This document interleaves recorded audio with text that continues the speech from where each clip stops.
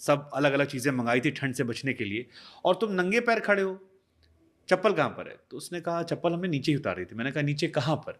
बोला जहाँ होटल था हमारा। तो मैंने कहा किससे आए हो? उसने बोला पैदल। तो मैंने कहा नंगे पैर पैदल आए हो? तो उसने कहा हाँ। तो मैं बड़ा हैरान, क्योंकि हम ठंड में ठिठुर रहे थे।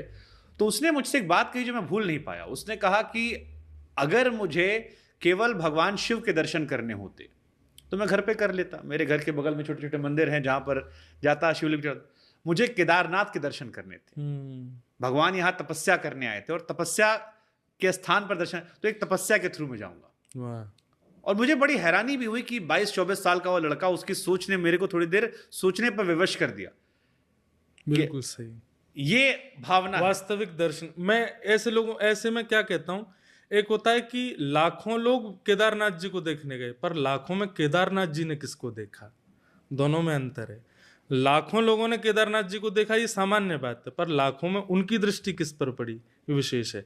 तो निश्चित है वीवीआईपी वीआईपी, आप चाहे कितने भी बड़े हो, आप कितनी भी जल्दी में हो, आप कितने भी पॉपुलर हो, मैं भी कई बार वीवीआईपी दर्शन कर लेता हूँ, पर उस समय मन में एक भाव आता है कि हमने देखा, इन्होंने नहीं देखा होगा हमको, क्योंकि ये तो वो हैं जो अपने यहाँ राजाओं की कतार को छोड़ करके सुदामा खड़ा था उसके लिए दौड़ करके भागते हैं। सही बात है। उसको अपने हृदय से लगाते हैं।